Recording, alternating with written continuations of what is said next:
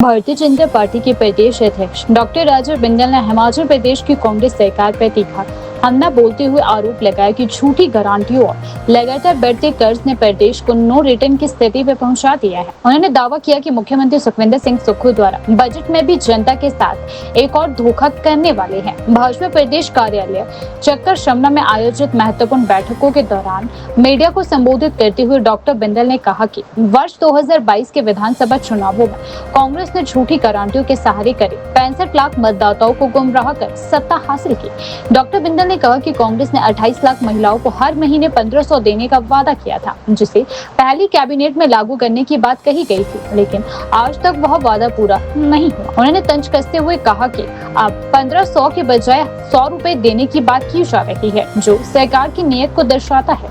उन्होंने युवाओं को लेकर भी सरकार को घेरा और कहा कि 5 लाख रोजगार और 1 लाख सरकारी नौकरियों का वादा अब तक धरातल पर कहीं नजर नहीं आता है। उन्होंने इसे बेरोजगार युवाओं के साथ मजाक करार दिया। भाजपा अध्यक्ष ने आरोप लगाया कि कांग्रेस सरकार ने अब तक लगभग 45,000 करोड़ का कर्ज लेकर प्रदेश की आर्थिक स्थिति को संकट में डाल दिया है। इसके बावजूद विकास कार्य ठप पड़े हैं। उन्होंने कहा कि हजारों की संख्या में स्कूल, कॉलेज, अस्पताल और प्राथमिक स्वास्थ्य केंद्र बंद किए जा रही है, भर्तियां रोकी गई है और सड़कों व पेयजल योजनाओं का काम ठहर गया है। डॉक्टर बिंदल ने कहा कि एक और विकास कार्य रुक गए हैं, वहीं दूसरी ओर जनता पर महंगाई का बोझ लगातार बढ़ता जा रहा है। और हिमाचल प्रदेश पिछले 3.5 साल में एक ऐसे स्थान पर पहुंचा दिया है जिसको नो रिटर्न कहा जा सकता है।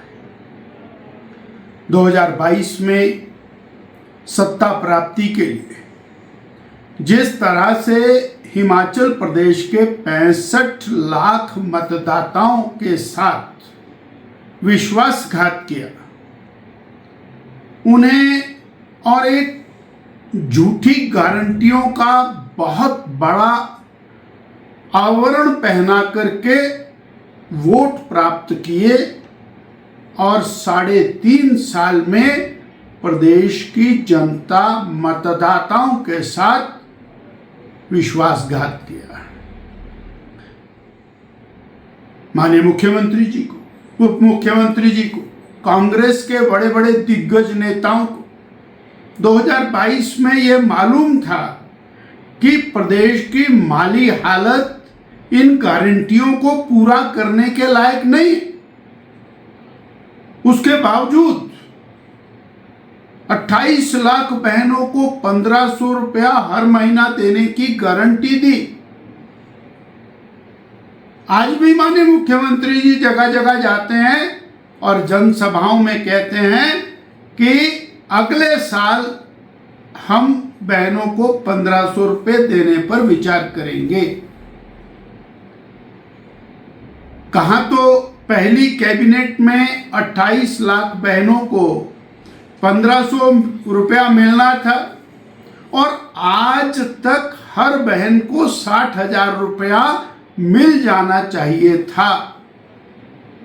पुनः एक बार वही विश्वासघात, वही धोखा, वही फरेब वो करने की तैयारी में वर्तमान कांग्रेस सरकार दिखाई देती है।